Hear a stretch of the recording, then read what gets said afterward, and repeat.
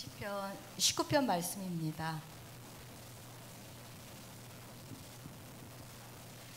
19편 7절에서 14절 말씀인데요.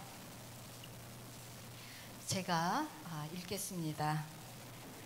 여호와의 율법은 완전하여 영혼을 소성시키며 여호와의 증거는 확실하여 우둔한 자를 지혜롭게 하며 여호와의 교훈은 정직하여 마음을 기쁘게 하고 여호와의 계명은 순결하여 눈을 밝게 하시도다. 여호와를 경외하는 도는 정결하여 영원까지 이르고 여호와의 법도 진실하여 다 의로우니 금 곧 많은 순금보다 더 사모할 것이며 꿀과 송이꿀보다 더 달도다. 또 주의 종이 이것으로 경고를 받고 이것을 지킴으로 상이 크나이다. 자기 허물을 능히 깨달을 자 누구리요? 나를 숨은 허물에서 벗어나게 하소서. 또 주의 종에게 고의로 죄를 짓지 말게 하사 그 죄가 나를 주장하지 못하게 하소서. 그리하면 내가 정직하여 큰 죄과에서 벗어나겠나이다. 나의 반석이시오 나의 구속자이신 여호와여, 내 입의 말과 마음의 묵상이 주님 앞에 연락되기를 원하나이다. 예, 우리가 오늘 함께 읽은 이 다윗의 시편 19편은 제가 참 좋아하는 말씀인데 이 말씀에 보면은 하나님의 계명, 하나님의 율법, 그것이 우리를 어떻게 변화시키는지에 대해서 아둔한 자를 지혜롭게 하고 우리의 눈을 밝게 하고 우리의 숨겨진 허물들을 들춰내고, 그런 어떤 여러 가지 우리가 계명을 알고 그 계명을 묵상하고 그 계명을 따라 살 때에 우리에게 주시는 하나님의 놀라운 축복에 대한 이야기들을 오늘 말씀을 보면서 저희가 볼 수 있습니다. 근데 오늘은 사실은 이 큐티에 대해서 제가 여러분들과 함께 나누고 싶은데, 제가 이 말씀을, 이 본문을 정한 것은 우리가 이런 생각 많이 할 수 있어요. 큐티?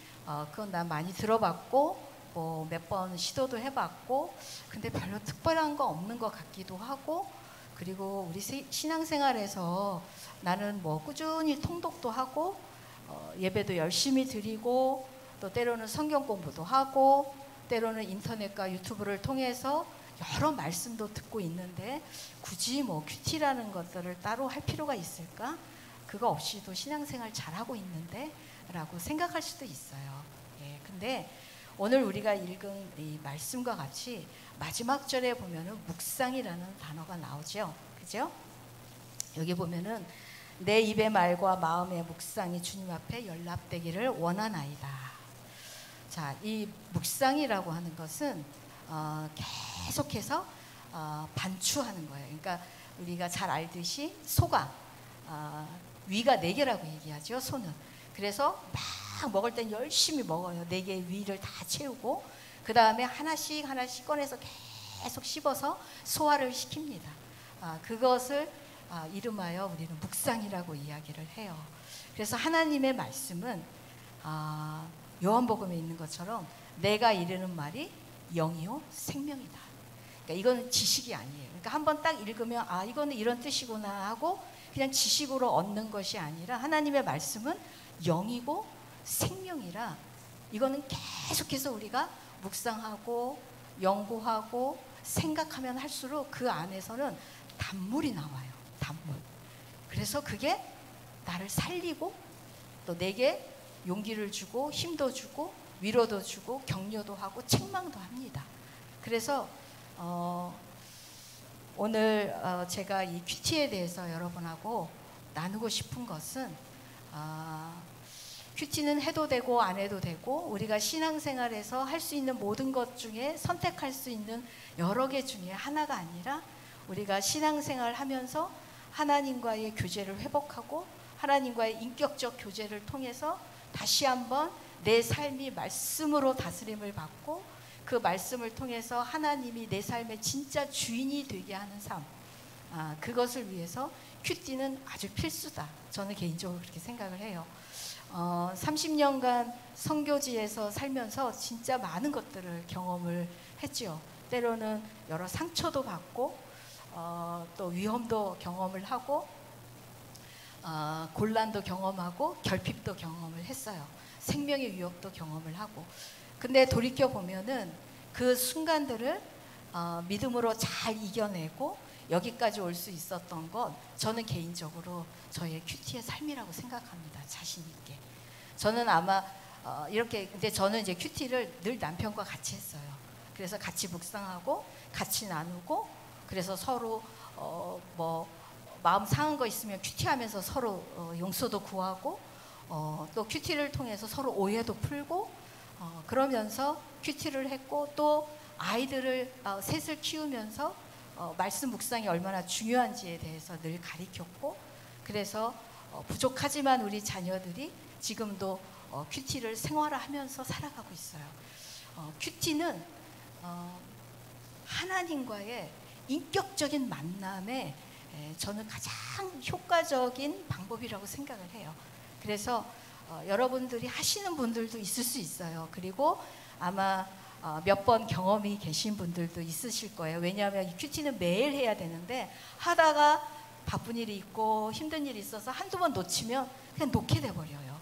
그러다 보니까 시작했다가 못하고 시작했다가 못하신 분들도 계실 것이고, 어떤 분들은 큐티가 뭐지? 처음 들어보는데 하시는 분도 계실 거예요. 그래서 오늘 저는 여러분 앞에 큐티란 무엇인가, 그리고 큐티는 그럼 왜 우리가 꼭 해야 하는가, 그리고 큐티는 어떻게 하는 것인가 라고 하는 내용을 짧지만 여러분과 함께 나누기 원합니다. 먼저 제가 간증을 하나 하고 시작하고 싶은데요. 선교지에는 선교사들이 예기치 못한 많은 사건들을 경험을 해요. 그리고 많은 어려움들을 경험을 해요.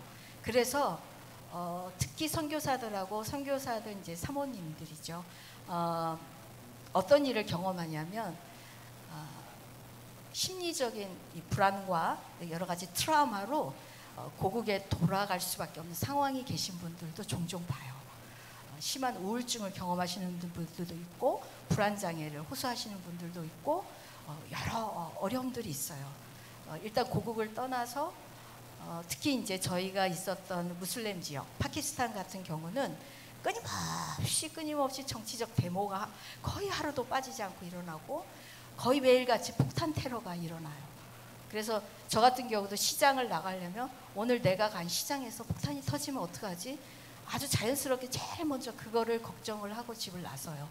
그러니까 이런 어려운 환경 속에서 지내다 보니까 굉장히 심리적인 압박들과 여러 가지 상처와 또 현지인들에게서 받는 여러 가지 상처들이 굉장히 많아요. 현지인들이 선교사들에게 어떤 물질적 도움을 바라고 이렇게 접근했다가 자기가 원하는 도움을 받지 못하면 떠나는 게 아니라 뒤통수를 쳐요. 여러 가지 방법으로. 그래서 선교사를 거짓으로 고소해가지고 감옥에 들어가는 선교사들도 있어요. 그래서 억울하게 누명을 쓰는 선교사들도 있고, 그래서 결국 추방당하는 경우도 있고, 너무 믿었던 그러니까 현지인인데, 근데 이제 이거는 이제 스위스 선교사님이 당한 일인데, 정말 믿었던 현지인한테 결국 총을 맞아서 죽었어요.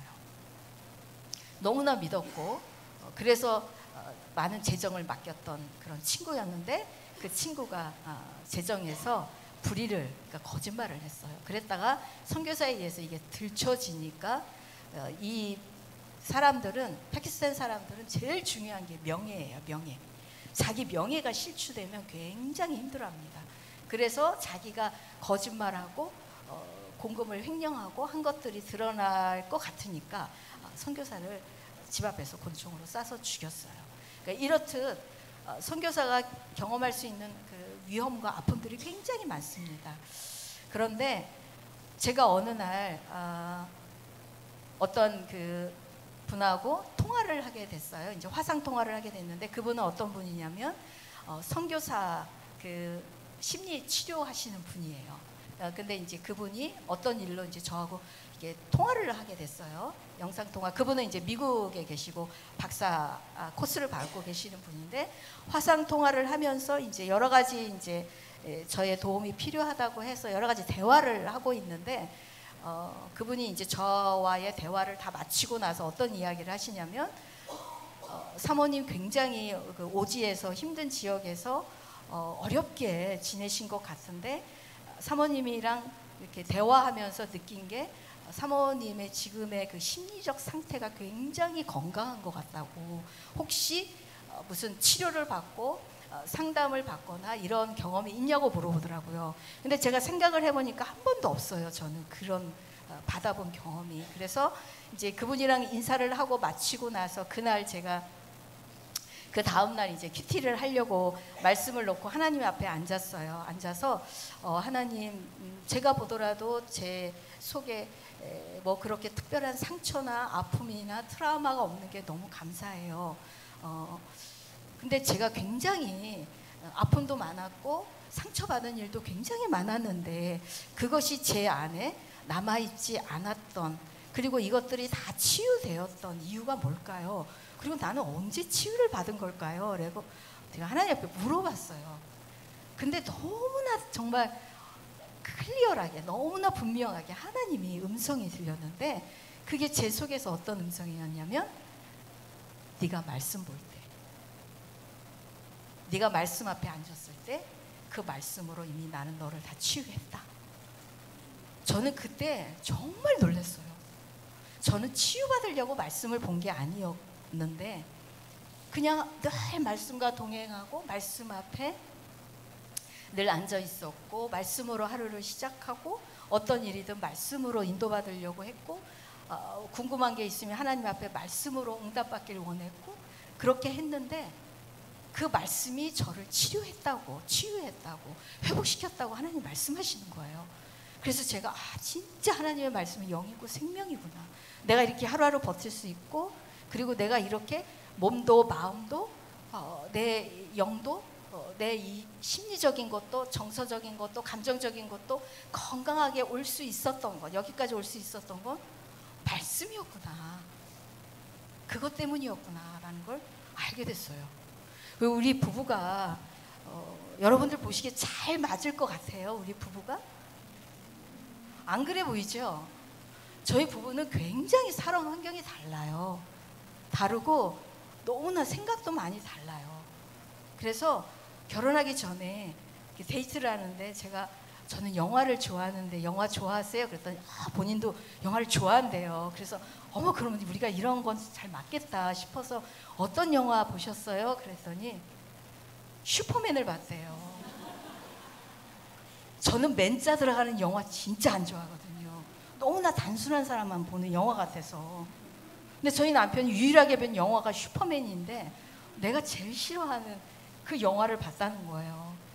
정말 하나부터 열까지 맞는 게 없어요, 저희 부부는. 그리고 저는 무슨 일을 할 때 하나부터 열까지 계획을 다 세워야 그때부터 저는 움직이기 시작을 하는데 우리 남편은 생각하기 전에 몸이 먼저 가요. 그래서 제가 이제 어디를 이사 가면 되게 살 게 많잖아요. 그러면 저는 뭐를 사야 될까 다 이렇게 리스트를 적어요. 오늘은 뭐를 사고 오늘은 이거를 설치하고 저는 막 적고 있으면 제가 맨 위에다가 만약에 세숫대야가 필요해, 뭐 양동이가 필요해 이렇게 적잖아요. 그러면 저희 남편은 그걸 보고 벌써 뛰쳐나갔어요. 그걸 사러. 그리고 제가 적고 있는데 그걸 막 사가지고 와요. 그러니까 몸부터 나가는 사람이에요. 정말 하나부터 열까지 맞는 게 하나도 없어요, 우리 부부는. 그러면 얼마나 우리가 많이 싸우고 부딪혔을까요? 진짜. 예. 근데 저희 부부가 여기까지 올 수 있는 것, 하나가 될 수 있었던 건 부부 큐티였어요. 저희 부부는 대판 싸워도 큐티는 해요. 왜냐하면 그게 유일하게 우리 부부가 하나가 될 수 있는 길인 걸 서로 알기 때문에. 그래가지고 막 서로 막 인상을 쓰고 큐티를 해요. 근데 하다 보면 하나님이 풀어주시고 그리고 결국은 서로 용서를 구해요. 여보, 내가 먼저 잘못했어. 그렇게 하면서 여기까지 올 수 있었어요. 그리고 저는 어떤 생각을 했냐면 저는 제 남편보다 제가 똑똑하다고 생각했었어요. 그래서 저는 어떤 일을 할 때 내가 먼저 어떤 계획을 제안하고 남편이 따라줬으면 했었어요. 근데 제가 큐티를 하는데 하나님이 남편은 그 아내의 머리고 아내는 남편을 존중하고 복종해야 된다는 말씀을 주셨어요. 근데 저는 그 말 앞에 정말 납작 엎드렸어요. 그래서 남편을 존중하지 못한 것, 말로나 행동으로나 생각으로나 그걸 정말 울면서 회개하고 남편 앞에서 울면서 용서를 구했어요. 당신이랑 결혼하고 지금까지 당신 존중하지 못한 거 용서해달라고. 그리고 그 뒤로 내가 어떻게 남편을 존중할 수 있을까를 생각을 하면서 뭘 생각했냐면, 남자들은요, 아마 여기 계신 남자분들 다 동의하실 거예요. 남자들은요, 밥상에서 내가 존중받고 있다는 거를 느낀대요. 맞습니까? 모르겠어요. 우리 남편은 그런가 봐요. 근데 그래서 제가 그 얘기를 듣고, 내가 남편을 존중할 수 있는 첫 번째 나의 적용, 큐티를 하면서 아침, 점심, 저녁 최선을 다해서, 내가 비록 재정도 넉넉지 않고 또 재료를 사기도 쉽지 않지만 최선을 다해서 내가 아침, 점심, 저녁을 차려주자. 저는 그 약속 지금까지 지켜요. 저는 아파도 나와서 남편의 밥상을 차려요. 그게 내가 남편을 순종하고 남편에게 복종하자고 큐티를 통해서 하나님하고 약속한 것이기 때문에, 그렇게 제가 남편을 순종하고 복종하기로 결정한 이후로 남편이 변하기 시작을 했어요. 남편에게 자신감이 생기고 남편이 세워져 가는 것을 제가 경험했어요. 그래서 어떤 의견이 딱 나오면 남편은 그래요. 이건 이렇게 해야 된다고. 근데 제 생각에 그거는 아닌 것 같아요. 그럴 수 있잖아요. 그럼 옛날 같으면 여보 그거 아니야, 그렇게 하면 안 돼. 근데 제가 그 큐티에서 적용을 하고 난 다음에 제가 어떻게 변했냐면 그냥 냅둬요. 그리고 저는 하나님 앞에 기도해요. 하나님이 교통정리해 주세요. 만약에 남편의 생각이 맞으면 그대로 가겠지만, 남편이 생각이 틀리면 하나님, 제가 남편한테 말하기 전에 하나님이 남편의 생각을 바꿔주세요. 저는 남편과 싸우고 싶지 않고 남편의 의견을 무시하고 싶지 않습니다. 그렇게 하면 남편은 기도하는 사람이니까, 남편이 기도를 하고 와서 저한테 그래요. 아무래도 하나님이 그렇게 하지 말라고 하는 것 같아. 그렇게 하면 안 될 것 같아. 그러면서 별로 싸울 일도 없고 다툴 일도 없고, 나는 남편을 존중해서 좋고 자기를 존중하는 아내를 사랑하지 않을 남자는 하나도 없어요. 자기를 하나님같이 존중해주고 아침, 점심, 저녁 정성스럽게 밥상해주는 여자 누구나 사랑하죠. 그렇기 때문에 아내는 남편을 존중하고 복종하고, 남편은 아내를 마치 그리스도가 교회를 사랑하듯이 자기 몸같이 사랑하는 그 관계, 그게 가장 아름다운 관계라고 저는 생각해요. 요즘 남녀 평등 얘기하고 페미니즘 얘기하죠. 그건 세상적인 거예요. 하나님이 만들어주신 가정의 질서와 관계는 복종과 사랑의 관계라고 저는 믿어요. 그리고 그것을 저는 큐티와 말씀 묵상을 통해서 하나님 앞에 배웠고, 그리고 저는 그거를 실천하면서 저희 가정이 세워졌다고 저는 믿어요.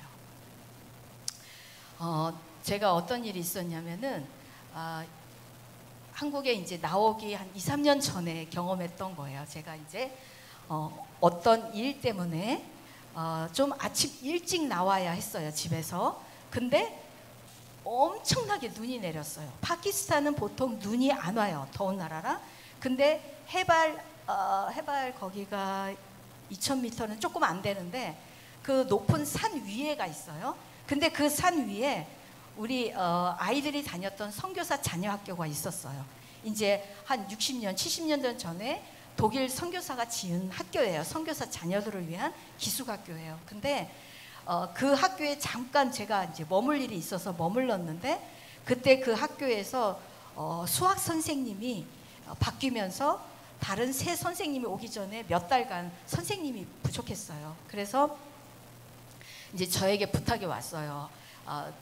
그 9학년, 10학년이면 한국으로는 중3, 고1, 중3하고 고1 그 수학을 가르쳐 달라고. 그래서 제가 이제 수학을 가르치러 그 학교에 매일 출근을 했어요, 아침에. 아침을 출근을 하는데 보통 차가 오기도 하는데 그날은 차를 탈 수 없는 상황이어서 제가 걸어가야 되는데 아침부터 새벽부터 눈이 엄청나게 왔어요. 근데 거기가 인적이 드문 데다가 눈까지 막 오니까 제가 이렇게 출근 이제 학교로 가려고 나오는데 눈이 이 허벅지까지 찼어요. 허벅지까지 찼는데 걸어서 한 30분을 걸어가야 되는 산길이에요. 이렇게 산을, 그러니까 저희가 사는 숙소가 있고 산을 이렇게 돌아가야 학교가 나와요. 예, 근데 거기는 도로예요. 차가 다니는 도로인데 눈이 너무 많이 오니까 차는 아예 다니지도 않았고, 그래서 저는 이제 이걸 정말 갈 수 있을까 없을까라고 하는 불안한 마음이 있었는데, 저는 성격상 책임감이 있어서 약속한 건 또 목숨을 걸고 좀 지켜야 돼, 제 성격이. 그래서 이제 그때 학교에서도 아마 눈이 너무 많이 와서 제가 못 갑니다라고 전화하면 괜찮았을 거예요. 문제가 전혀 안 됐을 텐데 저는 무조건 가야 되겠다. 오늘 내가 수업이 있으니까 그 생각만 하고 집을 나섰어요. 집을 나섰는데 이제 가방을 이렇게 배낭을 뒤에 메고 그 다음에 모자를 이렇게 눌러 쓰고 외투를 이제 파카를 입고 그리고서 앞을 가는데 앞이 안 보일 정도로 눈이 막 휘몰아치는 거예요. 그런데 이제 집을 딱 나섰는데 정말 개미 새끼들이 한 마리가 없는 거예요. 진짜 아무도 없는 거예요. 나 말고는 오직 눈만 내리고 있는 거예요. 근데 순간 겁이 나는 거예요. 이러다가 내가 어려움을 당하면 아무도 도와줄 사람이 없겠구나. 어떡하지? 집으로 돌아갈까 말까 하다가 그래도 내가 맡은 게 있으니까 가야지 하고 길을 나섰어요. 길을 나섰는데 걸어가고 있는데 눈이니까 제 발자국 소리가 들리잖아요. 이렇게 뽀드득 뽀드득. 근데 제 발자국 소리 말고 또 다른 발자국 소리가 제 뒤에서 들리는 거예요. 뒤에서. 근데 그 발자국이 들리는데 순간적으로 이 여자들에겐 촉이 있잖아요.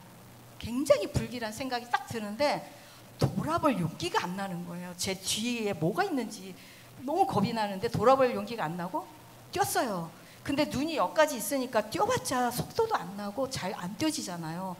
근데 제가 막 급하게 하니까 그쪽도 뛰어요. 뒤에서. 더 무섭잖아요. 그래가지고 막 얼마나 제가 긴장을 하고 무서웠으면 한겨울이고 추운데 막 식은땀이 줄줄 나기 시작을 하는 거예요. 그리고서는 막 앞만 보고 가는데 아직 가야 할 길은 반도 못 간 거예요. 그 상황이.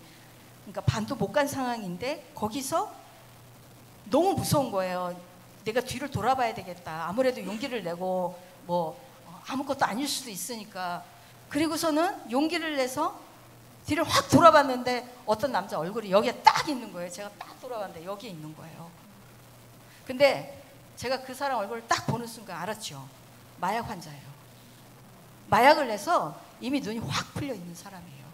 오히려 이 사람이 정상이었으면 제가 좀 덜 무서울 텐데, 왜냐하면 저는 순간적으로 외국인은 보통 강도를 많이 당하는데 돈 얼른 주고 도망오면 되거든요. 그런데 그러니까 이 사람이 정상이면 내가 내 가진 돈 다 주고 오면 되니까. 근데 눈이 확 풀려 있는 거예요.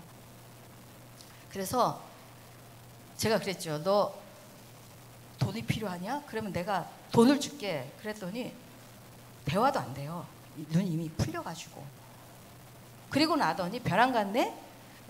그러니까 마약 중독이면서 변태였던 것 같아요. 제 생각은. 하체를 다 벗더라고요. 제 앞에서. 딱 벗고 이제 저를 공격하는 거예요. 그러니까 그 사람의 목적은 성폭행이었어요. 예, 성폭행을 하기 위해서 덤비는데 아무것도 저는 할 수가 없었어요. 왜냐하면은 너무 놀란 게 이 사람은 키도 이렇게 크고 덩치도 이렇게 컸어요. 근데 저는 얼마 작아요. 왜소하고. 그러니까 제가 저항을 한다고, 그리고 막 제가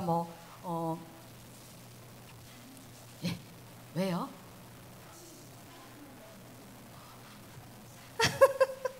그런데 지금은 땀 안 나요. 그때 땀이 났었어요. 그래가지고 막 제가 이제 사투를 벌렸죠. 근데 아무리 소리 질러도 아무도 나를 도와줄 사람이 없는 거예요. 근데 제가 너무너무 반항하고 아글아글 쓰니까 거의 막 육박전을 막 눈에 뒹굴면서 육박전을 벌이는데, 너무너무 소리를 지르니까 이제 그 사람은 안 되겠나 봐요. 이제 저를 죽게 되겠다고 생각한 것 같아요.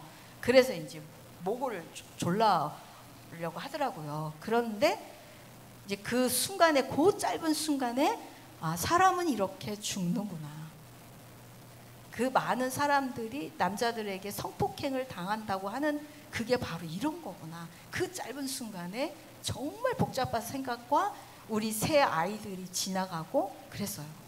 근데 정말 감사한 게, 그때 아무도 없었는데 거기 옆에, 학교 옆에 부대가 있었어요. 군인들의 부대가. 근데 거기서 눈이 너무 많으니까 눈을 치워주지 않으면 자기네 군용 트럭이 다닐 수가 없으니까 눈을 치우는 차가 오고 있었던 거예요. 저는 그 소리를 못 들었죠. 정신이 하나도 없었으니까. 근데 이 저를 공격한 이 사람은 그 소리를 듣고 겁나니까 주섬주섬 바지를 입고 도망갔던 거예요. 이제 그런 상황에서 이제 제가 막 일어나서 정신을 차리고 옷을 가다듬고, 그리고 이제 다시 집으로 가는 게 아니라 다시 학교를 향해서 계속 갔어요. 수업을 해야 되니까. 그래서 학교에 가서 화장실에 가서 정돈하고 막 긁히고 막 엄청 얻어맞았거든요, 제가. 그러니까 엉망이죠. 근데 그 상태로 적당히 제가 정리를 하고 수업에 들어가서 수업 다 끝나고 또 그날 점심에는 우리 학교 아이들에게 한국 음식을 해주는 날이에요, 제가. 한 80인분을. 그래서 식당에 있는 아저씨들과 함께 80인분의 김밥을 싸고 점심을 다 해서 다 먹였어요. 그리고 집에 와서 쭉 뻗었어요.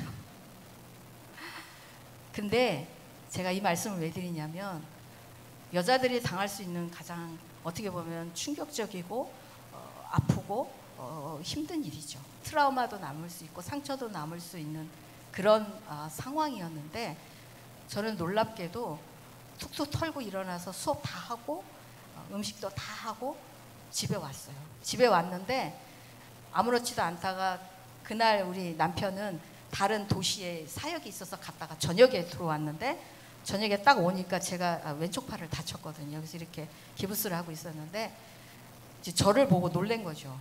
온몸에 막 피멍이 들고 막 팔을 기부스하고 막 이러고 있으니까, 그래서 무슨 일이냐고 이제 남편이 놀랐는데, 남편을 보니까 그때 눈물이 터지더라고요. 처음으로. 그래가지고 이제 자초지종을 다 얘기를 했어요. 그랬더니 남편이 저를 꼭 안으면서 힘들겠지만 그 사람 용서하자. 그리고 이제 저를 붙들고 예배를 드렸어요. 그 예배를 드리면서 남편이 이제 말씀을 같이 나누면서 저를 위로하는데, 저는 그날 다 치유가 됐어요. 그 뒤로 그것으로 인해서 어려움 없어요. 그러니까 제가 그런 어려움과 함께 얼마나 많은 어려움들이 있었겠어요. 수많은 일들을 경험했죠.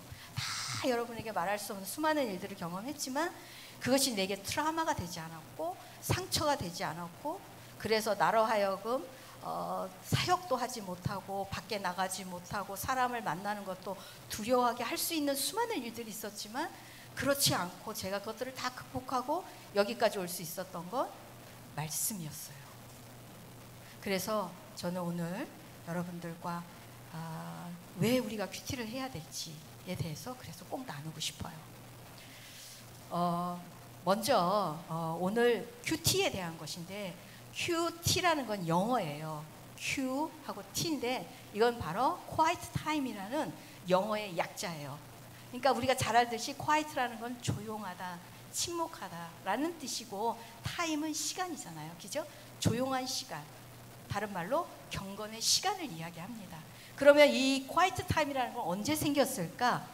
이거는 1882년 영국의 캠브리지라고 하는 곳에서 무디가 집회를 하게 됩니다. 근데 그때 영국은 굉장히 많은 청년들이 교회는 다녔고 믿음은 가졌지만 굉장히 세속화되어진 그런 상황 속에서 수많은 젊은이들이 방황하고 있는 시기였어요. 그때 무디의 이 정말 이 영혼을 울리는 그 설교에 굉장히 많은 젊은이들이 회개가 터지게 됩니다. 그래서 젊은이들이 막 울면서 하나님 앞에서 그동안 세속적으로 살아온 삶에 대해서 고백을 하기 시작을 했어요. 그리고 나서 그 안에서 자체적으로 어떤 운동이 일어났냐면, 자, 우리가 이 세속적인 삶을 버리고 우리가 경건한 하나님의 자녀가 되기 위해서 이제부터는 하루에 최소한 1시간씩 하나님과 경건의 시간을 갖자. 그래서 시작한 게 quiet time이에요. 그래서 그때부터 그 청년들이 중심이 돼가지고 매일매일 아침에 눈을 뜨면 제일 먼저 하나님 앞에 나가서 30분 내지는 1시간을 말씀을 보고 말씀을 읽고 또 말씀을 묵상하고 그리고 그걸 자기의 삶에 적용하고 그리고 기도하는 삶을 살기 시작했어요. 그때부터 영국은 부흥이 오기 시작했고 교회가 변하기 시작했고 젊은이들이 방황해서 하나님께로 나오기 시작을 한 거예요. 이 콰이트 타임이라는 거 그때부터 시작해서 지금까지 엄청난 많은 사람들을 하나님의 사람으로 세웠어요. 예. 그래서 이 큐티는 큐티를 정말 열심히 하는 교회들이 있는가 하면 또 큐티와 상관없이 또 이렇게 믿음 생활하는 교회들도 있어요. 근데 저는 이번 기회에 우리 주님의 교회가 이 큐티라는 것을 통해서 정말 남녀노소 할 것 없이 큐티라는 것을 통해서 우리 각각의 개개인이 하나님 앞에 나올 때에 우리가 예배로 이렇게 나와요. 하나님 앞에. 그리고 우리가 때로는 성경 공부도 할 수 있어요. 그리고 우리가 구역 예배, 속회 예배를 통해서 우리가 여러 교제들도 하고 그렇게 하면서 우리가 신앙생활 할 수 있어요. 그러나 그것이 의미 없다는 것이 아니라 그 모든 것도 당연히 해야 하지만 그러나 우리가 하나님과의 인격적인 만남 그리고 인격적인 교제가 열려야 된다는 거예요. 여러분 신앙생활을 하면서 이런 고민 안 해보셨어요? 나는 지금 신앙생활 10년, 20년, 30년 하는데 왜 이렇게 나는 변하지 않을까? 왜 나와 내 남편과 아내와 우리 부부관계는 여전히 힘들까? 왜 나와 우리 자녀들의 관계는 왜 여전히 힘들까? 나는 그렇게 기도하는데 왜 내 자녀들은 방황을 할까? 나는 교회 열심히 다니고 봉사하는데 근데 왜 나는 우리 시부모님에게 그렇게 썩 좋은 며느리로 살지 못하는 걸까? 나는 정말 우리 부모에게 정말 그리스도인으로서 정말 최선을 다하는 그런 좋은 자녀인가? 왜 나는 직장 생활에서 존중받지 못하고 정말 당신이 크리스천이라는 게 보인다. 당신을 보니까 정말 하나님을 믿고 싶다. 나는 왜 이런 얘기를 듣지 못할까? 우리 이런 고민 많이 해보잖아요. 그렇죠? 근데 이 고민의 답은 하나님 말씀이 있어요. 우리가 말씀으로 돌아오면 이 말씀으로 다시 우리가 묵상하고 이 말씀을 통해서 하나님의 음성을 듣기 시작하고 나를 향한 하나님의 뜻을 발견하고 그래서 우리가 순종의 삶을 살기 시작하면 그때부터 변해요. 부부관계가 변하고 자녀들의 방황에서 돌아오고 나의 관계들이 새롭게 세워져 가고 그리고 내가 어느 순간 빛의 삶을 소금의 삶을 살게 돼요. 근데 우리는 어디서 착각을 하냐면요. 이건 저에 관한 이야기예요. 저를 포함한 모든 분들의 이야기일 수도 있는데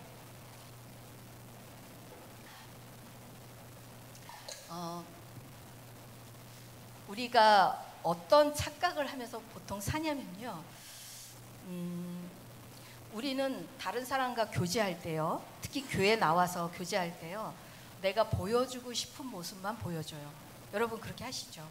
막 웃고 친절하게 하고 말도 조심스럽게 하고 행동도 조심스럽게 하고 우리는 우리가 보여주고 싶은 모습 그 사람에게 나는 어떤 사람이고 싶은가 그 모습을 보여줘요. 우린 계속 그렇게 습관적으로 보여줘요. 직장에서도 그렇고. 그런데 문제는 뭐냐면 내가 보여주고 싶은 그 모습을 보여주는데 상대방은 속을 수 있어요. 아, 이게 이해란 선교사인가 보다. 근데 중요한 건 뭐냐면 나는 알잖아요, 내 모습을.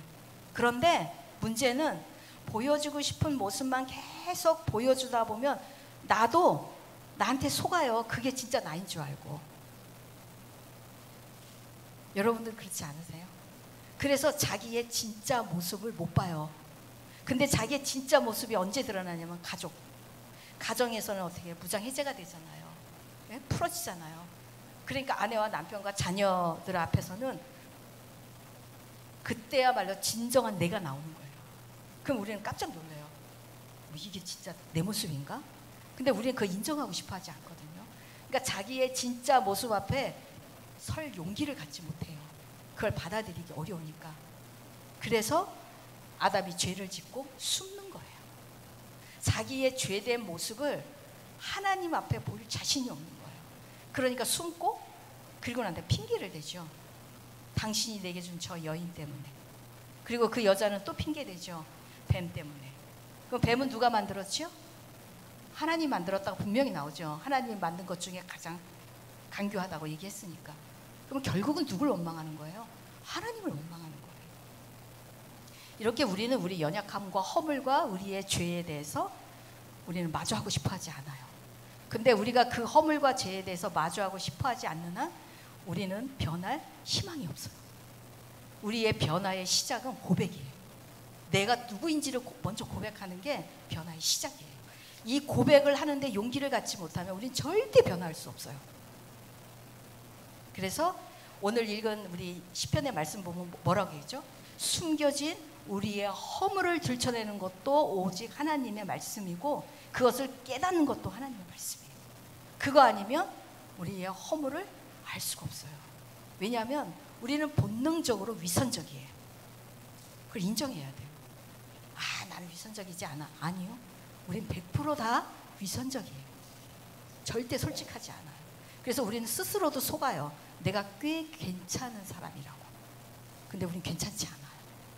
그건 우리는 우리 관계에서 매일 깨지고 넘어지고 무너지면서 얼마나 우리 생각에서 오늘 하루도 얼마나 수많은 악하고 나쁘고 더러운 생각들을 했는지 우리는 알아요. 그런데도 우리는 계속 자기 자신에게 최면을 걸어요. 나는 그래도 꽤 괜찮은 그리스도인이라고. 그래서 우리가 이러한 위선에서 우리가 해방을 받기 위해서는 하나님의 말씀밖에 없어요. 저는 큐티를 하면서 하나님이 저에게 탁탁 찌르는 그 말씀같이 아픈 게 없어요. 사람들이 저에게 너는 이게 문제야, 너는 이게 잘못됐어, 너는 이거를 고쳐, 뭐 그것도 아프죠, 당연히. 근데 큐티 할 때 하나님이 저에게 팍 찌르는 거는 정말 아파요.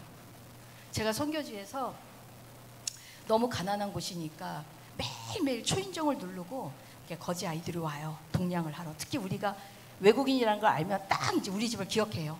왜냐면 우리 집에 오면 늘 돈을 주고 뭔가 먹을 거를 주니까 애들이 계속 와요. 근데 햇빛이 너무 뜨거운 날 또 울려요. 그러면은 제가 나가서 한참 걸어 나가야 대문이 나와요. 옛날 제가 북쪽 시골에 살 때는. 그래 막 거의 50도에 가까운 그 때학볕에 또 나가서 아이들에게 돈을 주고 하는 게 저에게는 쉽지 않은 일이었어요. 그러나 보통은 거절하지 않고 늘 줬어요. 근데 어느 날 너무 힘든 거예요. 햇빛도 너무 뜨겁고. 그래서 분명히 막 누가 초인종을 누르는데 분명히 그 아이들인 것 확실한데 나가고 싶지가 않은 거예요. 그래서 제가 그날 그 소리를 무시했어요. 그런데 그 다음날 어김없이 제가 하나님 앞에 말씀 앞에 딱 앉았는데 제가 말씀을 읽기도 전에 하나님이 저에게 그런 거예요. 내가 어제 너를 찾아갔는데 네가 나를 문전박대 했잖아. 너무 그 목소리가 서글펐어요. 진짜 슬픈 목소리였어요. 그때 얼마나 제 마음이 아팠는지 몰라요. 그러니까 정말 작은 소자에게 한 것이 곧 나에게 한 거다. 네가 내가 배고플 때 먹을 걸 주고, 내가 목마를 때 물을 주고, 내가 헐벗었을 때 옷을 주고, 우리가 언제 예수님에게 그랬어요. 작은 소자에게 한 것이 나에게 한 것이다라는 그 말씀을 제가 그때 깨달았어요. 그래서 그 뒤로는 거절할 수가 없어요. 그래서 그냥 차를 타고 가면서도 그냥 그 차 안에 우리 선교사님은 늘 이제 16피짜리 우리로 말하면 한 400~500원 정도 되죠. 그 잔돈을 늘 이렇게 해놓고 그냥 10명이 오면 10명, 20명 오면 20명 다 이렇게 줘요. 작은 돈은 아니지만 그걸 거절하면 너무 마음이 힘든 거예요. 그러니까 우리가 말씀 앞에 계속 선다는 것은 우리가 그냥 무시해버릴 수도 있는 어떤 일이든, 그것이 작은 일이든 큰 일이든 그런 일들을 다 하나님은 우리에게 말씀하시고 책망하시고 우리에게 경고하신다는 거예요. 그래서 우리가 매일같이 말씀 앞에 서는 게 너무너무 중요한 거예요. 그리고 우리가 예배를 통해서 하나님의 음성을 들을 수 있어요. 우리가 기도하면서도 우리 많이 경험하지만 하나님 음성을 들어요. 또 성경을 통독하면서도 우리 하나님 음성을 들어요. 하지만 왜 큐티가 있어야 하냐면 이 큐티 시간을 통해서 우리는 온전히 그 시간 하나님 말씀에 집중하게 돼요. 우리는 보통 성경 통독은 그냥 스토리를 이해하는 대로 우리는 보통 다 그 수준에서 넘어가요. 그렇죠? 아, 이랬구나. 여호수아가 이랬구나. 이렇게 보통 스토리 중심으로 이해하면서. 근데 묵상은 정말 우리가 계속해서 그 말씀을 묵상하면 정말 그 말씀을 통해서 아주 세미한 하나님의 음성이 들려요. 근데 그 음성은 나 스스로는 절대 깨달을 수 없는 음성이 들리기 시작을 해요. 그래서 큐티는 반드시 하셔야 돼요. 그래서 어렵지만 아침이 되면 제일 먼저 여러분들 하시는 게 뭐 어떤 거죠? 아침에 눈 뜨면 제일 먼저, 요즘은 아침에 눈 뜨면 제일 먼저 이렇게 핸드폰을 찾아서 먼저 어디 카톡 왔을까? 어디 메일 없나? 어디 메시지 안 왔나? 또 무슨 뉴스는 뭐가 있나? 그렇게 시작하는 분들이 있다고 하더라고요. 우리가 보통 화장실에 가고 이를 닦고 세수를 하고 우리는 습관적으로 하잖아요. 그렇죠? 이제는 그 습관 속에 큐티를 넣어야 돼요. 우리가 잘 아는 영국의 수상 마가렛 대처 있죠. 철의 여인이라고 하죠. 여러분 다 아시죠? 1979년부터 1990년까지 여성으로서는 최초로 당대표를 하고 총리를 3번이나 연임한 철의 여인 마가렛 대처가 있어요. 그 여인이 늘 자기의 좌우명같이 갖고 있던 말이 있어요. 그거는 그의 아버지가 그녀가 어릴 때부터 가르쳤던 교훈이에요. 그 교훈은 뭐냐면 생각을 바꾸면 말이 바뀌고 말이 바뀌면 행동이 바뀌고 행동이 바뀌면 습관이 바뀌고 습관이 바뀌면 운명이 바뀐다. 사람은 생각한 대로 된다. 무서운 거예요. 그러니까 우리가 이제는 여러분이 눈 뜨면 하는 수많은 습관들 속에 이제는 큐티라는 습관을 집어넣어야 돼요. 그래서 그냥 습관적으로 눈 뜨면 제일 먼저 하나님 앞에 말씀에 앉아서 하나님 오늘도 이 말씀을 통해 저에게 말씀해 주세요. 그렇게 하나님 앞에 앉는 것이 습관이 돼야 돼요. 그렇게 여러분이 이러한 경건의 습관들을 가지면 습관이 바뀌면 뭐가 바뀐다고요? 운명, 삶이 바뀌는 거예요. 모든 게 바뀌는 거예요. 큐티가 아무것도 아닌 것 같지만 사실은 굉장한 거예요. 여러분의 운명을 바꿔놔요. 그리고 큐티를 하기 시작하면 하나님의 음성이 들리기 시작을 해요. 그러면 제일 먼저 내가 바뀌어요. 우리 자신이. 우린 늘 그러죠. 우리 남편은 바꿔줘야 돼. 우리 아내는 좀 바뀌어야 돼. 내 자식이 좀 변해야 돼. 아니요. 내가 안 변하면 그 누구도 변하지 않아요. 그래서 먼저 내가 변하고 우리 가족이 믿음으로 세워져 가고 그리고 우리가 오늘 찬양한 것처럼 내가 있는 곳이 거룩한 땅이 되어지고 내가 있는 곳에 그리스도의 향기가 덮여지는 그런 역사가 저는 일어날 거라 믿어요. 그래서 자, 큐티라는 건 이렇게 은밀히 하나님 앞에 나가는 거예요. 우리가 산상수훈 6장에 보면은 기도하는 방법에 대해서 은밀한 골방에서 기도하라고 그래요. 금식도 말없이 하라고 그래요. 선행도 조용히 하라고 그래요. 왜? 은밀한 중에 계시는 하나님을 경험하는 게 내가 은밀하게 행할 때 경험할 수 있기 때문에. 그래서 우리는 그거 무엇을 하든 은밀하게 하나님하고 교제하는 은밀한 관계가 형성돼야 돼요. 막 이렇게 공개적인 거 있잖아요. 공개적인 것으로 만족하시면 안 돼요. 어쩌면 우리는 마태복음 7장에 그런 말 있죠. 나더러 주여 주여 하는 자마다 다 그 나라에 들어가지 않는다. 많은 사람들이 나에게 와서 나는 선지자 노릇했어요. 나는 주님의 이름으로 귀신도 내어 쫓았어요. 능력도 행했어요. 근데 예수님이 뭐라 그러죠? 뭐라고 대답하시죠? 나는 너를 모른다. 그럼 끝인 거예요. 여러분이 하나님 앞에 가서 아무리 여러분이 했던 수많은 사역들, 수많은 헌신들, 수많은 섬김들, 수많은 헌금들 아무리 얘기해도 하나님이 난 너 몰라. 그러면 끝나는 거예요. 하나님이 우리를 알아야 돼요. 내가 하나님 아는 건 중요하지 않아요. 여러분 바이든이라고 아시죠? 미국 대통령. 그죠? 대부분 다 아시죠? 우리 뉴스를 보니까. 여러분 바이든이 나이가 몇 살이고 대통령이고 그리고 그 사람은 어떤 정책을 폈고 많이 알아요. 뉴스를 통해서. 그렇죠? 참 잘 알아요. 바이든에 대해서. 그렇다고 여러분 다 백악관에 들어갈 수 있어요? 여러분 들여보내줘요? 나 바이든 아는데 오케이 들어와. 그러지 않거든요. 여러분 못 들어가요. 저도 못 들어가요. 왜? 바이든이 여러분을 모르잖아. 우리가 바이든을 안다고 중요한 게 아니에요. 바이든이 우리를 알아야 우리가 백악관에 들어갈 수 있어요. 그것도 아주 친밀하게. 예수님이 나 너 몰라 하면 끝나는 거예요. 그러면 오늘 말씀, 그러니까 이 7장의 말씀은 그래서 너무 중요한 거예요. 주여 주여 하는 자들. 뭐죠? 종교 행위예요. 우리의 종교 행위로 하나님 나라 갈 수 없어요. 그리고 내가 선지자 노릇하고 뭐지요? 직분이에요. 나 선지자인데, 나 목사인데, 나 선교사인데, 나 장로, 집사, 권사인데 그 직분 가지고 하나님 앞에 가는 거 아니에요.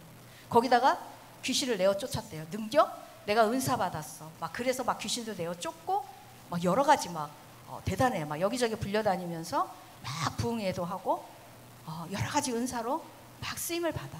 그걸로 하나님 나라 들어가는 거 아니에요. 그래서 하나님이 예수님이 답을 주죠. 어떤 자들이 하나님 나라에 들어올 수 있다고 얘기하죠? 내 말을 듣고 행하는 자라야. 순종하는 자라야 나는 너를 알아볼 수 있을 것 같다 얘기하시는 거예요.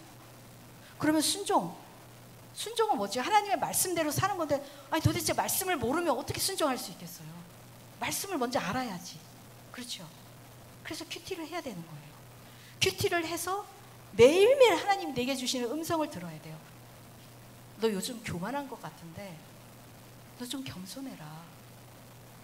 그러면 우리가 그동안 교만했던 것을 회개하고 하나님 그럼 제가 회개하는 마음으로 오늘 하루 금식하겠습니다. 이렇게 적용하고 금식하면서 회개하고 겸손의 삶을 살게 되는 거예요. 하나님 말씀하지 않으면 우린 절대 변하지 않아요. 우리 그거 많이 경험하시잖아요. 그렇죠? 그래서 이제 저녁에도 할 수 있고 밤에도 할 수 있는데 뭐 꼭 굳이 아침에 해야 되느냐. 그 바쁜 시간에 학교 가야 되고 직장 가야 되고 아침밥 해야 되는데 근데 우리가 직장에 다니고 아침밥 하기 위해서 정해진 시간이 있잖아요. 여러분이 늘 알람을 정해놓잖아요. 그죠? 새벽 기도 가는 분들은 4시 반에 알람을 해놓죠. 또 학교 가서 일하고 직장 다니고 공부하고 하면은 6시에 알람을 해도 7시에 알람을 해도 알람을 해놓잖아요. 일어나기 위해서. 그렇죠? 근데 큐티를 하기 위해서 알람을 해놓으세요. 알람을 해놓고 그 시간 되면 하나님 앞에 나와 앉아 계시는데 절대 쉽지 않을 거예요. 제가 지금 청년부 이렇게 큐티 훈련을 하고 있는데 힘들어해요. 왜? 습관이 안 돼 있으니까. 습관을 만들어가는 건 굉장히 어려워요. 그러나 그 습관을 한번 들이면 그 좋은 습관이 내 삶에서 정말 습관이 되어지면 이제는 그게 어렵지가 않아요. 이게 당연한 거고 우리가 아침에 일어나면 당연히 밥상에 앉아서 밥을 먹듯이 영의 양식을 먹는 거예요. 아주 자연스럽고 편하게 그리고 아주 습관적으로 하나님 앞에 나오게 되는 거죠. 그래서 여러분들이 아침 시간을 하나님 앞에 드리세요.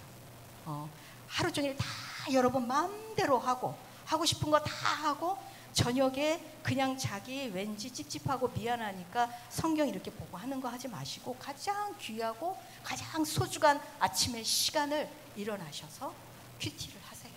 그런데 이게 처음 할 때는 어려우실 거예요. 그래서 큐티하는 방법을 제가 간단하게 가르쳐 드릴게요. 이거는 저는 보통 큐티를 1시간 합니다. 근데 1시간을 하는 건 처음엔 굉장히 어려워요. 근데 저는 단순한 묵상이 아니라 저는 성경 공부식으로 해요. 그러니까 하다가 모르는 거 있으면 인터넷 찾고 다른 서적도 찾으면서 그 뜻도 찾아보고 이러면서 저는 해요. 그렇지만 처음부터 그렇게 하기는 좀 어려워요. 그러니까 처음에 보통 여러분이 어려우면 10분 내지 20분을 여러분이 띄워놓으세요. 그리고서는 그 시간에 하나님 앞에 앉아서 제일 먼저 기도를 시작하세요. 아주 간단하게 하나님 말씀해 주세요. 듣겠습니다. 이렇게 하면 끝이에요. 그렇게 기도를 하시고 성령님의 도움을 구하고 그 다음에 본문을 피세요. 지금 시중에 기독교 서점에 가면은 큐티를 할 수 있는 여러 책들이 나와요. 큐티 생명의 삶, 그다음 매일 성경, 그다음에 큐티인, 그다음에 청소년 큐티, 어린이 큐티 굉장히 많아요. 여러분이 그것을 정기 구독하면 매달 책이 와요. 그래서 오히려 좋아요. 그래서 여러분이 매일 성경 해도 좋고 생명의 삶, 그 온누리교회 두란노 서원에서 나오는 생명의 삶을 하면은 거기 책을 받아보시면 거기에 본문이 늘 나와요. 그러면 거기를 딱 피면은 날짜가 나오고 그리고 그날 우리가 묵상할 본문이 나와요. 이렇게 내용이 많지 않아요. 큐티니까 짧아요. 그러면은 그 본문 내용을 3번 정도는 그냥 정독해서 읽으세요. 그리고 만약에 나는 그냥 이게 성경책을 가지고 그냥 하고 싶다. 근데 그 큐티 집을 하는 게 도움이 돼요. 왜냐하면 거기에 여러 가지 묵상에 도움이 되는 말씀도 있고 그 목사님들이 말씀도 많이 집어넣어주고 그 다음에 여러 가지 질문을 넣어주기 때문에 처음에 할 때는 많은 도움이 됩니다. 그래서 방법은 그렇게 이제 본문을 거기 있으면 예를 들면 오늘이 시편 1편이다. 그러면 시편 1편을 정독해서 한 3번 정도 읽으세요. 시간 많이 안 걸리죠. 3번 시편 1편 굉장히 짧잖아요. 그죠? 복 있는 사람은 하고 나오잖아요. 그러니까 짧게 3번 쫙 읽으세요. 그리고 난 다음에 3번 딱 읽고 나서 그 다음에는 이 말씀을 통해서 하나님이 내게 주시는 말씀이 뭘까? 저는 시편 1편을 지난번에 청년들이랑 하면서 새롭게 제가 시편 1편을 보면서 하나님이 제게 주시는 말씀이 있었어요. 그게 뭐냐면 즐거워 하면서 하나님 말씀을 묵상하는 내용이었어요. 시편 1편을 보면 즐거워하면서 하나님의 말씀을 묵상하는 이야기가 나와요. 근데 저는 어느 순간 즐겁게 묵상하기보다는 의무적으로 했다라는 생각이 딱 들기 시작을 하는 거예요. 그날 하나님이 저에게 지적한 거 뭐냐면 좀 즐겁게 해봐. 내 말씀을 좀 즐겨봐. 라는 하나님의 말씀이었어요. 그러니까 우리가 어떤 본문을 딱 정해서 그 본문을 가지고 읽고 묵상하기 시작하면 그 본문 속에서 나에게 주시는 말씀이 있어요. 근데 꼭 그날 반드시 말씀을 주는 건 아니에요. 어떤 날에는 나하고 너무 상관없는 이야기가 막 나올 수도 있고 나하고는 맞지 않는 상황들이 펼쳐질 때가 있어요. 억지로 적용하려고 하실 필요 없어요. 그냥 읽으시면 돼요. 왜냐하면 그거는 내 미래에 언젠가 적용이 될 수 있으니까 굳이 오늘 적용하려고 할 필요는 없어요. 그래서 여러분이 열린 마음으로 하나님 이 말씀을 통해서 오늘 제게 주실 말씀 있으면 말씀해 주세요. 제가 듣겠습니다. 순종하겠습니다 하면은 하나님이 그날 반드시 말씀을 통해 주세요. 근데 처음엔 어려울 수 있어요. 하나님 음성을 듣는 훈련은 시간이 필요하고 훈련이 필요하기 때문에 조급해하지 마시고 그냥 그렇게 저 같은 경우는 이렇게 노트를 사용을 해요. 노트를 사용하는데 제일 위에는 제일 먼저 날짜를 적고 그 다음에 본문 시편 1편 그 다음에 묵상하고 제가 이 말씀을 읽고 제가 느낀 것 제가 깨달은 것 하나님의 음성이라고 생각하는 것들을 적어요. 처음에 어려울 수 있어요. 한 줄 적으셔도 괜찮아요. 하나님이 나보고 기쁘고 즐거워하라 그러네. 사실 나 오늘 이것 때문에 근심이 됐는데 오늘 그럼 어쨌든 내가 순종하는 마음으로 오늘 즐겁게 감사하며 오늘 하루 보내보자. 이렇게 적으시면 돼요. 그렇게 적용을 하시고 그 다음엔 기도. 저는 기도를 보통 적어요. 적어서 보통 한 줄 내지는 2줄 정도 기도. 하나님, 제가 이제 말씀을 책임감과 의무감이 아니라 좀 즐기면서 그 꿀송이보다 단 맛있는 음식을 먹을 때 내 속에서 막 도파민이 나오는 것처럼 정말 하나님 말씀을 볼 때 내 속에 막 도파민이 나와서 기쁨과 즐거움으로 말씀을 볼 수 있게 도와주세요. 그렇게 기도를 적었어요.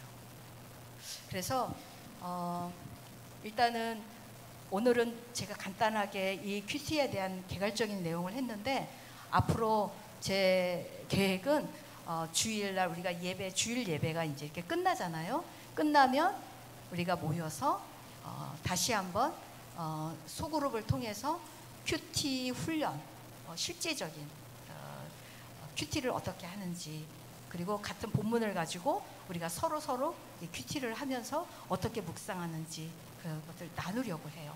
그래서 큐티의 가장 쉬운 방법은요, 여러분이 성경은 뭐죠? 하나님의 말씀이죠. 그러면 성경은 다른 것이 아니에요. 하나님이 자기를 계시한 것이 성경이에요. 그러니까 성경에서 우리가 첫 번째로 발견해야 될 건 뭐냐면 하나님은 누구신가예요. 그래서 예를 들면 시편 1편, 복 있는 사람은 악인의 꾀를 쫓지 않고, 하나님은 악인의 꾀를 쫓는 걸 안 좋아하시는구나. 오만한 자의 자리에 앉지 않고, 오만한 자의 자리에 내가 앉으면 안 되겠구나. 악인의 길에 서지 않는 것, 악한 자가 가는 그 길을 난 따라가면 안 되겠구나. 하나님 그거 싫어하시는구나. 그러니까 묵상에서 좀 막연하고 어렵다 그러면 제일 먼저 1번 하나님은 누구신가. 시편 1편에 나타난 하나님은 누구신가. 악인의 길을 쫓는 걸 싫어하시는구나. 악인의 길을 가는 걸 싫어하시는구나. 오만한 자의 자리에 앉는 걸 싫어하시는구나. 그렇게 하나님을 하나씩 알아가는 거예요. 그래서 하나님은 누구신가를 먼저 찾으시면 돼요. 하나님은 가난하고 불쌍한 자들을 돌보시는구나. 그럼 나는 지금 가난한 자와 불쌍한 자들을 위해서 뭐 하고 있지? 누구가 있는데 그럼 나 그 사람 좀 도와줘야 되겠다. 이렇게 적용이 되잖아요. 제가 선교지에 있을 때 시편 말씀에 보면 하나님이 우주 만물을 지시고 해와 달을 만드시고 들짐승도 만드시고 소와 양과 염소도 만드셨다고 나와요. 그죠? 시편에 보면. 근데 그거를 이렇게 큐티 나누는데, 우리 그 현지인은 집에 동물들을 대부분 키워요. 염소도 키우고 양도 키우고 그러거든요. 근데 한 아줌마가 어떻게 적용하냐면, 아니 염소도 하나님이 만드셨냐고. 그래서 그렇다고 그랬더니 자기 이제 염소 때리지 말아야 되겠대. 염소가 그렇게 자기를 이렇게 자꾸 받고 막 이러면 자기가 막 때렸대. 때렸는데 하나님이 만드셨다고 생각하니까 함부로 때리면 안 될 것 같대. 그렇게 적용하더라고요. 그러니까 하나님은 누구신가를 우리가 알아나가면서, 그러면 나도 어떻게 살아야지? 그럼 내가 회개할 게 뭐가 있지? 그럼 내가 바꿔야 될 게 뭐가 있지?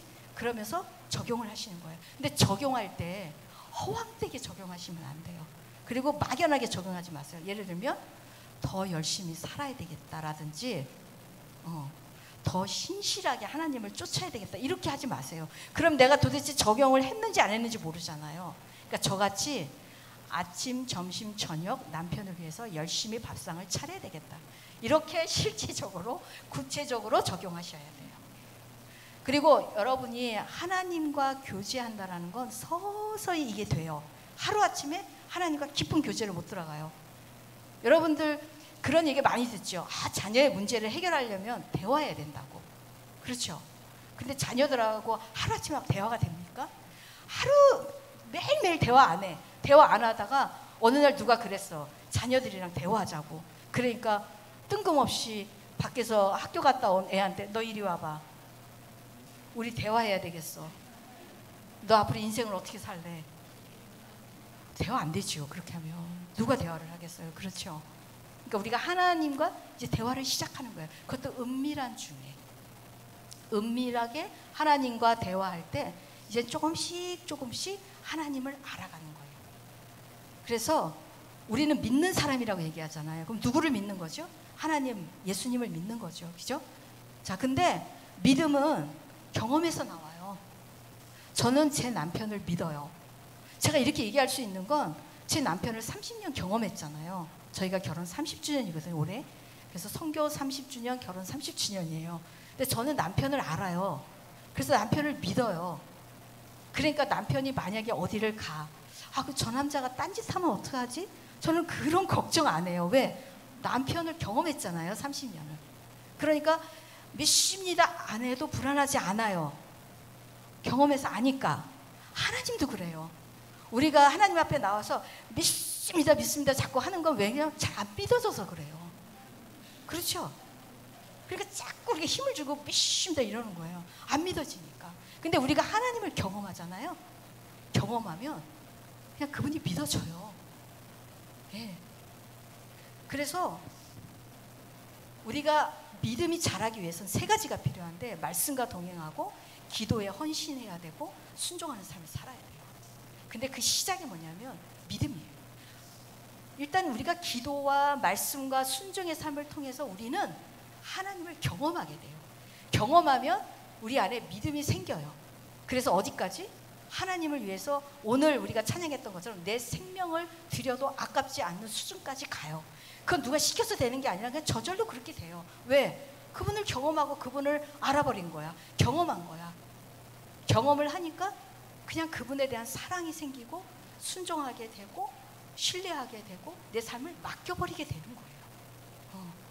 그래서 일단 오늘은 제가 시간이 많이 가서 여기까지 하고요.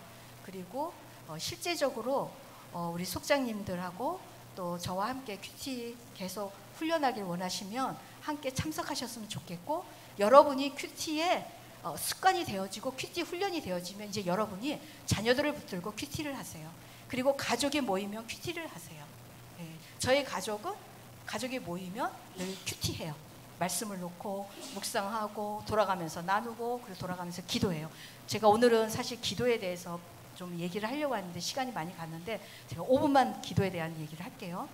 우리는 기도는 많이 해야 되고 막 열심히 해야 되고 막 힘써서 해야 되고 그렇게 알고 있는데, 가장 중요한 건요 기도의 내용이에요. 왜냐하면 무슬림은요 하루에 5번 기도해요. 아시죠? 제가 한국에 와서 제일 좋은 게 뭔지 아세요? 새벽부터 밤까지 5번씩 귀가 찢어지도록 모스크에서 아잔이 울려요. 아잔이 뭐냐면 무슬림은 5번 기도하기 때문에 5번 기도하는 그 시간에 온 동네의 모스크에서 완전히 그 스피커를 최고로 올려가지고 모든 사람의 귀가 찢어지도록 알라 이크발 하고 시작해요. 알라를 위대하시다. 그리고 이 멍청이들아 정신 차고 일어나 기도해 막 그래요. 근데 제가 그 소리를 안 들으니까 너무 살 것 같은 거예요. 근데 열심히 기도해요.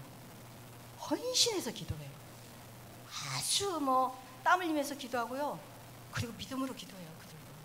그럼 그들과 우리가 뭐가 다를까요? 내용이 달라야 돼요. 내용.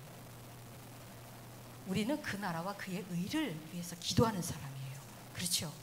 그리고 우리는 기도가 변하려면 어떻게 해야 되냐면 말씀 위에 기도해야 돼요. 왜 큐티가 중요하냐면 내 기도가 바뀌어요. 우리가 그냥 막연하게 기도하고 내가 원하는 거 기도하고 누가 아프대네 기도해 줘야 되겠네, 이게 필요하네 기도해야 되겠네, 이게 아니라 큐티를 하게 되면 말씀을 가지고 기도하기 시작해요. 하나님, 당신이 오늘 말씀에 복 있는 자는 이렇게 이렇게 살으라고 했는데 하나님, 제가 악인의 길로 가지 않게 해주세요. 제가 오만한 자리에 가지 않게 해주세요. 말씀을 붙들고 기도하면서 어떤 일이 일어나냐면요, 우리가 착각하는 게 있어요. 기도는 상황을 바꾸기 위해서 하는 게 절대 아니에요. 우리는 상황을 바꾸기 위해서 해요. 아프면 낫기 위해서, 돈이 없으면 뭔가 형통하기 위해서, 내게 문제가 있으면 그 문제가 풀어지기 위해서 우리는 기도해요. 근데 기도는 그게 아니에요. 기도는 상황을 바꾸는 게 아니라 나를 바꾸는 거예요. 내가 바뀌기 위해서 기도하는 거예요. 왜? 내가 바꾸면 상황은 더 이상 문제가 안 돼요. 그래서 하나님이 빌립보서에 뭐라 그랬어요? 너희는 아무것도 염려하지 말고 모든 일에 기도와 간구로 너희 구할 것을 감사함으로 아뢰라. 그러면 모든 지각에 뛰어나신 하나님 평강이 그리스도 안에서 뭐를 지킨다고요? 내 생각과 마음을 지키는 거예요. 그러니까 우리가 염려하고 근심 안 하고 우리가 기도하는 이유는 내 생각과 마음이 지켜지도록 기도하는 거지, 내 상황을 바꾸려고 기도하는 게 아니에요. 그리고 우리가 말씀을 붙들고 기도하면 헛되고 허망하고 세속적이고 구복적인 기도 안 해요. 항상 내가 바뀌어지는 기도를 계속할 때요. 하나님 저를 용서해 주세요. 하나님 제가 이러이러한 허물이 있어요. 하나님 저를 변화시켜 주세요. 하나님 누구누구를 용서하게 해주세요. 하나님 제가 사랑이 부족했어요. 계속해서 포커스가 내 변화에 맞춰지고 하나님 뜻에 맞춰져요. 내가 변하는 게 하나님 나라고 하나님 의예요. 그렇죠.